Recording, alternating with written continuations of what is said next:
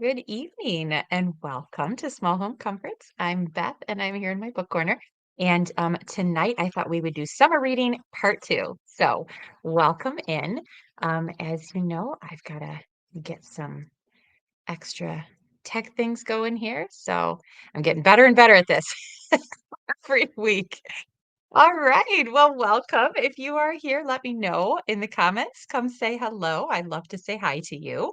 Um, I am, let me see, bringing up some of the chat here so that I can see you.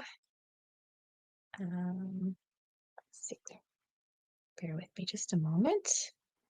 All right. Well, hello. How's everyone doing? I think, let me turn down the Sorry. Okay. Thank you for bearing with me. All right, let's hope that there's no ping back here. I'm getting better and better at this technology thing. So, hello. I see Kelly. Happy Thursday, Kelly. Megan says hello. Martha is here. Hello, ladies. It's so nice to have you. So I thought, oh, I've got my comfy pillow here. I thought tonight we could do summer reading part two. So last week I talked about the kinds of books I plan to read this summer and what summer reading means to me. And this week I have a tall stack of books that I thought I would recommend for summer reading because they give summer vibes in the book. So I thought that's what we could talk about tonight. Kelly says she's not drinking tea yet, but will probably drink tea later. Currently eating a quesadilla. Time for dinner, right? Dinner first, tea afterwards. So, well, I have my tea here because I am getting ready to drink some. I have a new one tonight, and I have never tasted this one before, so I'm going to taste it right here live with you guys. I thought that might be kind of fun. So, one time I ordered from Plum Deluxe teas for the book box, and they sent me a couple samples. So tonight I have blackberry mojito black tea. So it's black tea with spearmint, blackberries, and lime essence with maple extract. So something new. I thought we would taste it together. I'll let you know. It smells minty. I'm assuming from the spearmint. So let's see how it goes. Well, it's interesting. Definitely interesting. I don't know. I'm gonna have to take a couple more sips to see before I can recommend it. We will see. So, okay, Megan says, um, wait a sec, what is she? I work 410, so you help me welcome in the weekend. Oh, cool. I see 4 10-hour shifts. So it's time to get into the weekend. Perfect, Megan. How fun. Martha is drinking peach iced tea tonight. Um, Megan is drinking a margarita to go with Kelly's quesadilla. You ladies need to get together and have a night of it. Sounds lovely. I yeah, I'm drinking this tea. Let me take another sip and we'll see. Then we'll get started. It's different. It's different. I don't know what's throwing me on that. So it's okay. It's all right. Okay. So, like I said, last week, we talked about like what I'm thinking about reading for my summer reading, what summer reading kind of means to me, with the series and with Kidlit and everything. But I was thinking about what books are nice to read in the summer. Maybe have a summer setting, have a summer kind of like feel to it. And I thought it would be fun to talk about that tonight. So, this is summer reading part two. I am going to start with one that I read for the first time last year that I just loved. And it was set in the summer. And I think I read it in like September or something. So, I read it just a little too late to be a seasonal read. So, I'm going to recommend it. If you have not read it, yet, I would recommend Carney's House Party. So this is actually two books in one. This is by Maud Hart Lovelace, who wrote the Betsy Tacy series. This Carney's House Party has some of the Betsy Tacy characters in it. So Carney does show up to. Oh, my dog is. Can you hear my dog? Okay, can you? Okay, so sorry. He's chomping on a toy here, and I didn't even hear it until I all of a sudden I was like, wait a minute. So he just made a little guest appearance on there. Sorry. Okay. Sidetracked. This is the joy of live video, right, guys? Pets Pets like to do what they like to do. Anyway, Carney's house party. Some of the characters in Carney's house party are from the Betsy Tacy books, but this is a standalone novel that takes one of the characters from the Betsy Tacy books, i.e., Carney, and kind of shows it from her point of view. So Betsy shows up, but as a side character in this one. And the house party consists of Carney, of course, and her friends, Bonnie, I think, and then her, let's see, does Bonnie come? I think Bonnie comes, and then Betsy comes, and there's another one, her classmate, her roommate from the college. So she comes home from college. She goes to Vassar College, and her roommate Isabel comes with her to kind of make up part of the house party. Bonnie is her old friend who also comes and stays with her, and then Betsy stays with her, and they sleep on this screened-in back porch. And they talk about how the hot days of summer, they're having all these parties, and it's just such a fun book. Her old sweetheart comes back from California, and so they have to they still have see if they still have kind of an understanding. And then there are some new people, new characters that kind of join in the party. And so they have like luncheons. The grandmother, I think her grandmother gives a luncheon. Her mother sends them off on picnics and dinner parties and dances and boating. And it's just it was so good. It was so good, you guys. So even if you have not read, you don't have to read the Betsy Tacy books. This is a standalone book. You do see some characters from Betsy Tacy, but that just adds to the enjoyment. So Carney's House Party is my first recommendation for a wonderful summer book where they're sitting in the summertime enjoying parties together and sleeping on the screened in back porch, all the young girls together in their college days. So lovely book, highly recommend for the summertime. All right, I've got kind of a pile here, you guys. I'm kind of excited about it. When I thought about this, I came and I looked at my shelves, and I was like, I just kept seeing some, and I was like, ooh, because Carney's house party was one of the first one, and then this one was another one I thought of, and then when I came over to pull those two off the shelf, I just had to keep pulling more and more. So this is the second one that I'm going to recommend, and this one is The Fairy Tale Girl by Susan Branch.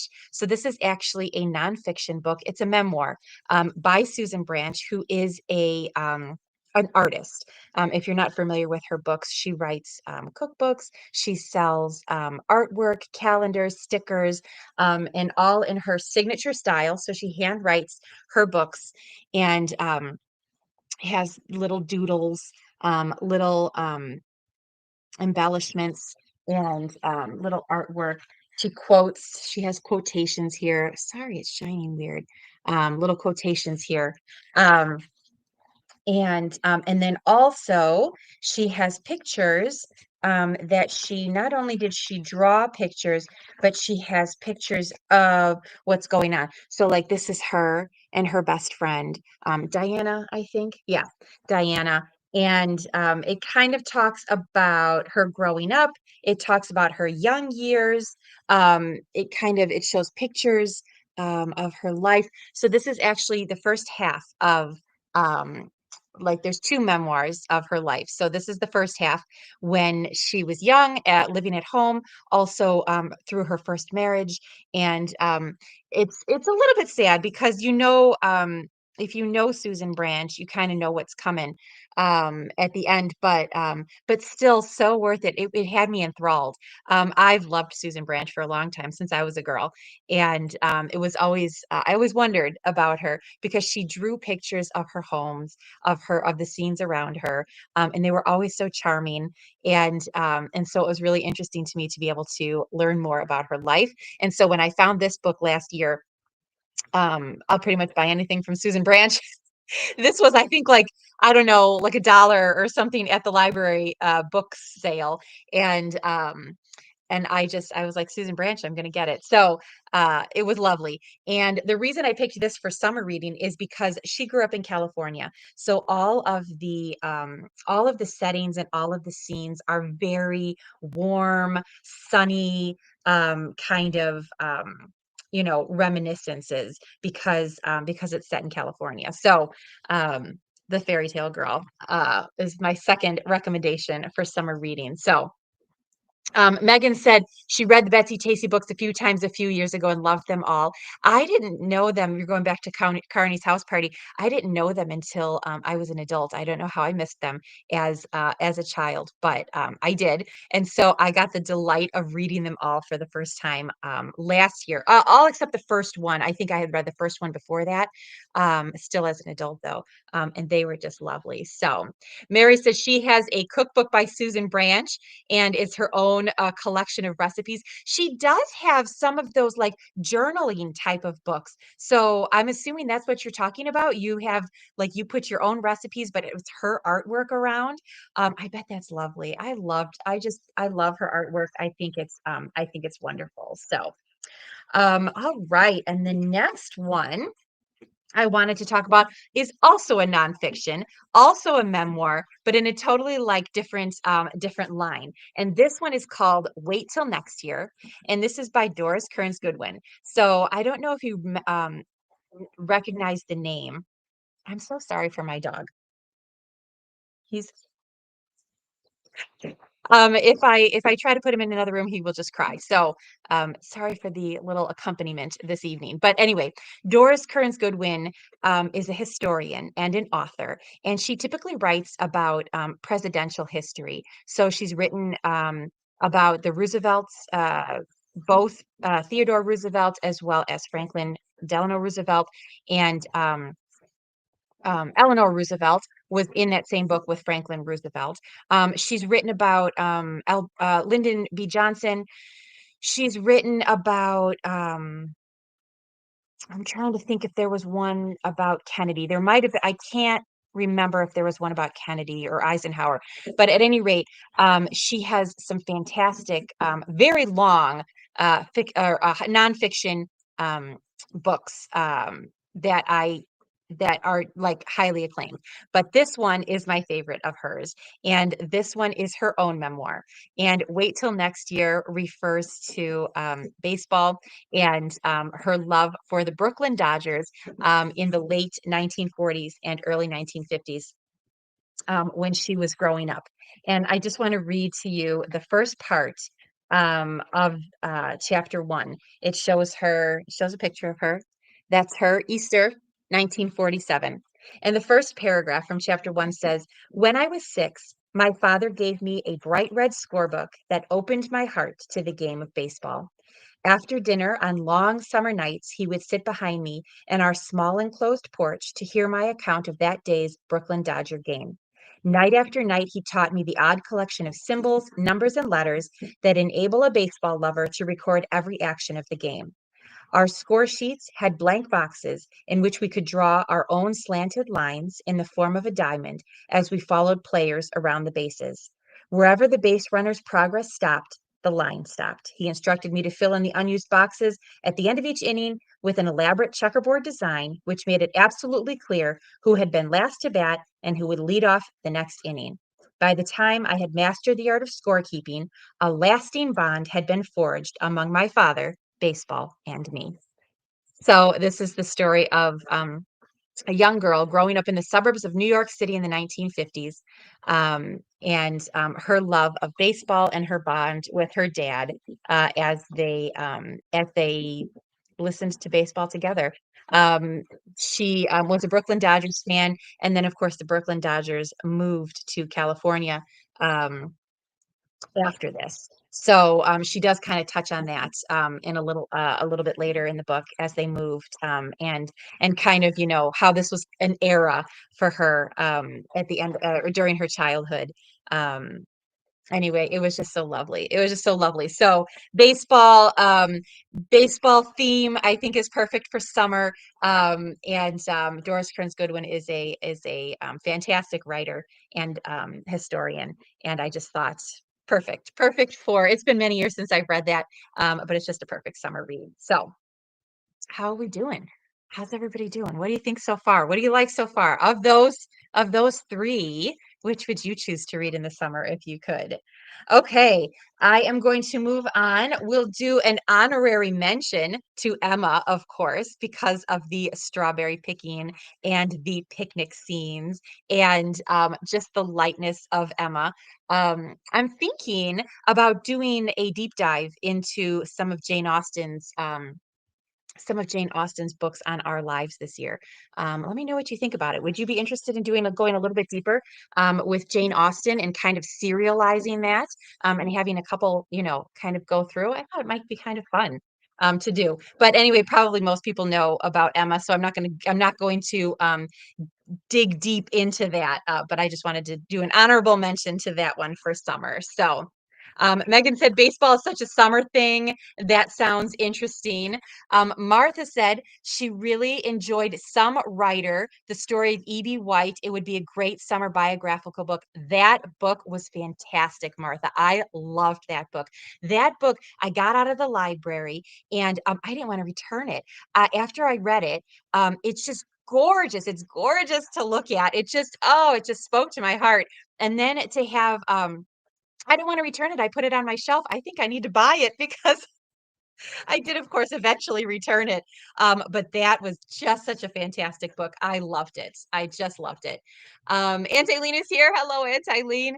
Megan said she hasn't read Emma yet. Would love to do a read along or a deep dive with any Jane Austen. Oh my goodness, Megan, it's such a good one. Well, so people have different ideas about Emma, so I'd be interested to hear. I love it. I think it's very good. Some people have a different opinion of her as a main character, so we maybe are going to have to do a little bit of a deep dive into Jane Austen this year and see what we think. So I love it. Awesome.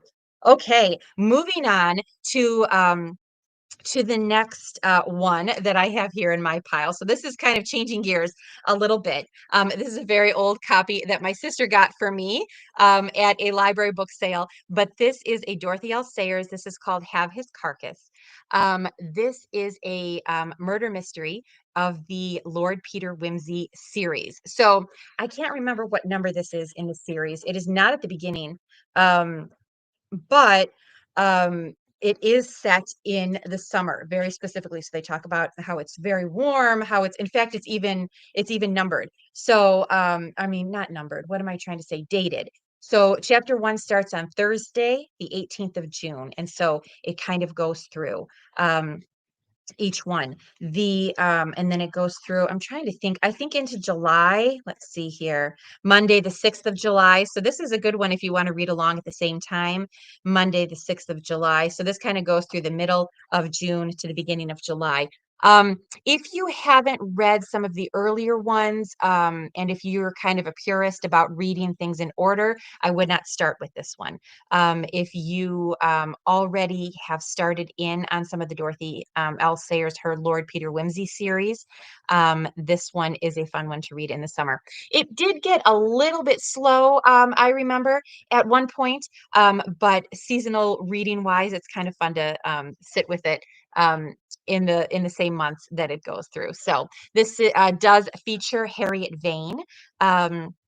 Some of the Lord Peter Wimsey series does and some doesn't. This is one of the ones that does. And again, it goes kind of like in order. So if you're, like I said, if you're a purist about it, wait to read that one until you've read some of the ones that come before, because his relationship with Harriet Vane kind of progresses throughout the book. So it's an interesting kind of not only is it about how they're working to solve the mystery together, but also a little bit about their relationship, which ends up progressing throughout the series of the book. So Elizabeth is here. Hello, Elizabeth. A fun copy. It is such a fun copy. This one, let me see when it was published. My sister found a whole bunch of these at a library book sale and picked them up for me because she knows what I like. So this one was printed in 1968.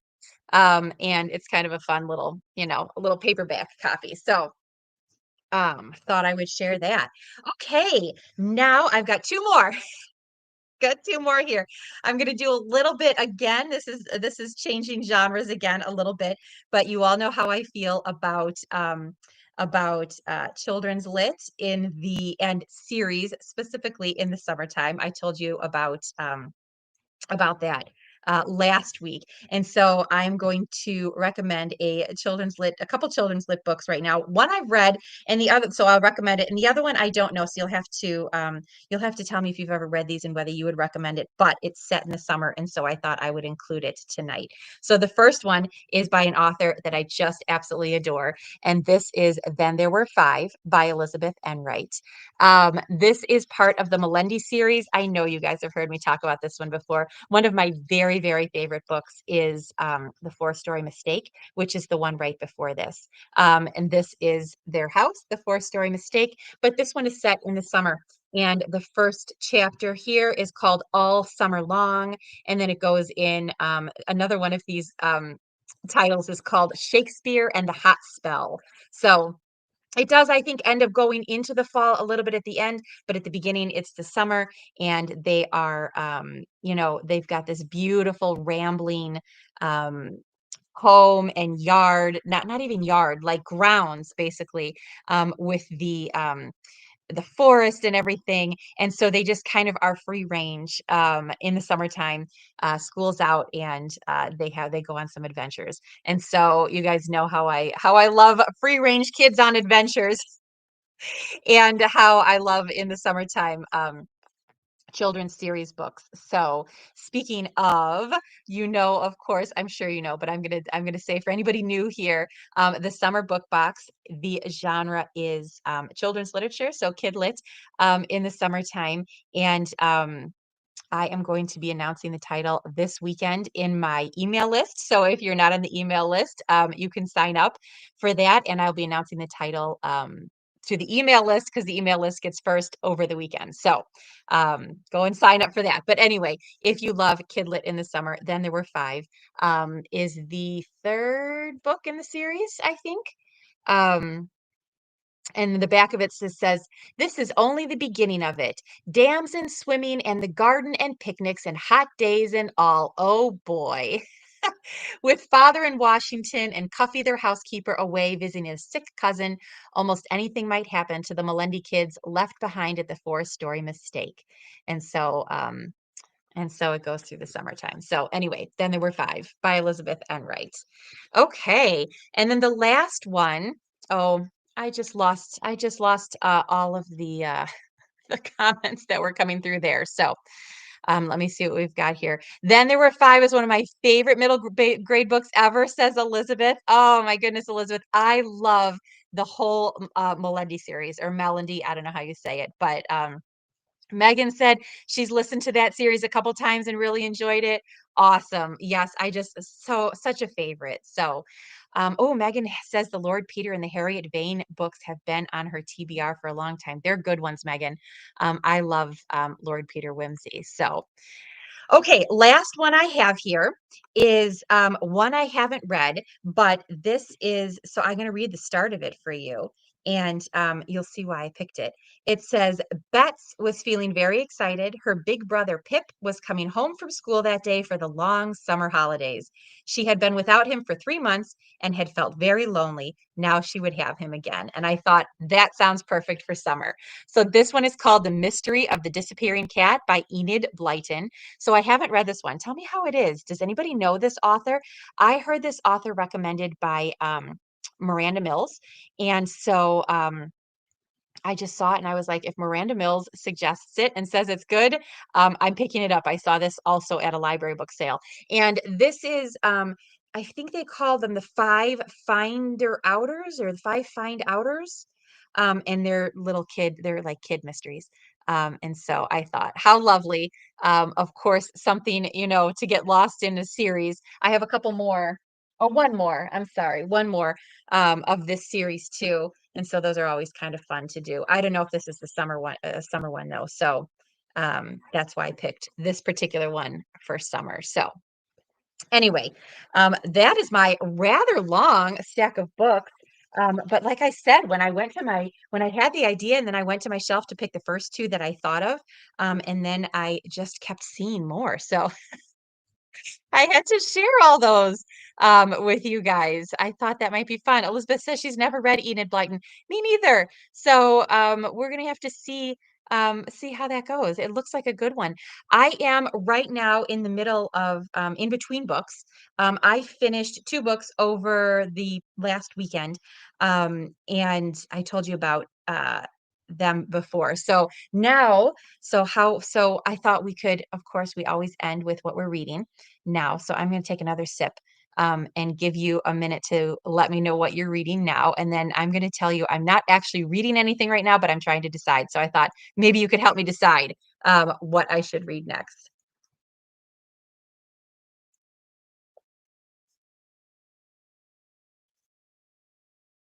Okay, couple couple little sips of that. So Megan says she hasn't read Enid Blyton yet either, but she's been on her radar recently because of a couple of bookstagrammers. I heard about her from Miranda Mills, who I think is just amazing. I love Miranda Mills's channel, and so most of what she recommends, I really like. So far, what I've tried from what she's recommended. So one time she used to have the Comfort Book Club. I think she still does. But one time I read one of the books of the Comfort Book Club, and she has this where you can call in and record a message, and she plays it during her video. And I did that once, and it was so cool to be able to send her a voice message. It was just I loved the interactiveness of it. I loved being able to watch that video. It was really cool. So love Miranda Mills's channel. Okay, so um I am, like I said, I'm in between books right now, and I was trying to think, I don't have the series that I talked about last week. I don't have them lined up for myself yet, and in my hands. So I was like, I have to start something new, and maybe I'll do another Georgette Heyer book, one of her romances, because I just finished the mystery, which was lovely, and I've got a blog post coming about that.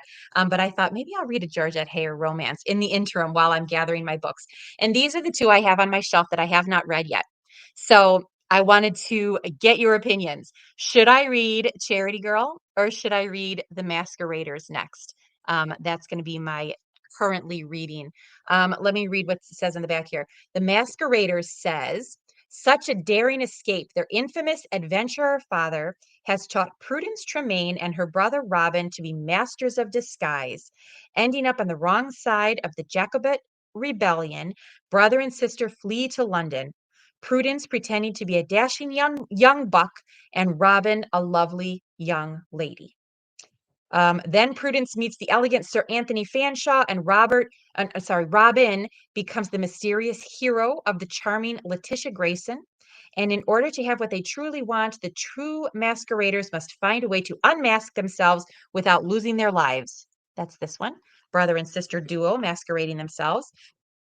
This one's called Charity Girl, and it says a lovely and no, a young and lovely runaway alone on the road to London, Miss Charity Stain is running away from the drudgery of her aunt's household to find her grandfather. Not expecting her visit, the old gentleman is not in London, but away in the country.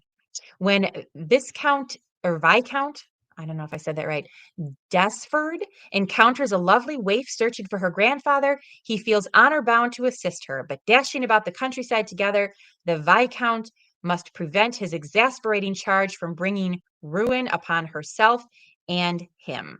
In the end, his best idea is to bring Charity to his lifelong best friend Henrietta, and that's when the fun and surprises begin. What would you do? Which one should I pick? Let me know. Let me know which one I should pick. All right, I'm going to come to your comments and see um, what you are currently reading. Um, Elizabeth is reading or listening to Frederica by Heyer on audio. Ooh, another Georgette Heyer. Love it. Megan is currently reading Harry Potter and the Goblet of Fire. Oh, Megan, I think you've been reading through those. Did you say something about that the last time, I think, as well? Antiline is reading Angels and Demons by Dan Brown. I don't know that one, but I know Dan Brown. I'm trying to remember. Is that the Da Vinci Code? Is Dan Brown the Da Vinci Code? I can't remember. I know I hear that name though. Megan's also listening to Heidi. Lovely. Karen finished The Four Gardens and is reading Emma M. Lyon 5. Oh, Karen, I have to catch up with you. I still haven't got them. I am on a mission to finish them this summer. So, um, Elizabeth says to do Charity Girl. Okay, one vote for Charity Girl. That's this one. And Elizabeth, hello, Elizabeth Baccio. I'm sorry. I hope I'm saying your name right. Finished M Lion 5. Oh gosh, I gotta catch up with you guys. And is reading The Lamplighters Bookshop by Sophie Austen. Ooh, I love anything with the title, with bookshop in the title. That sounds lovely. Martha says she's new to middle grade literature and she's still reading Father by Elizabeth von Arnim. Oh, and she's voting for Charity Girl too. This one actually sounds a little bit like what was the one we read, Martha? The one the Corinthian. Did you read that one or was it a different one? The Corinthian I read last February and I loved it, where she was like a runaway. So that sounds I think maybe I'm gonna have to go with Charity Girl. You guys are voting for that one, and that one sounds good to me as well. So oh, Elizabeth, I said your name right. I'm so glad. Good deal. Awesome. I love it. Sometimes it's hard to tell from spelling, but good. I'm so glad. All right, everyone. I think that is it for tonight. I am going to take another couple sips of this tea because it's okay. It's okay for a new tea, and let you go off to your evening. But it is just so lovely, as always, to hang out with you here. I'm so glad you're here. Thanks for spending time with me. And yes, I will be seeing you soon. Like I said, if you are not already on my email list, sign up for the email list. I'm going to be announcing the book title of the summer box this weekend. So I will see you there. Have a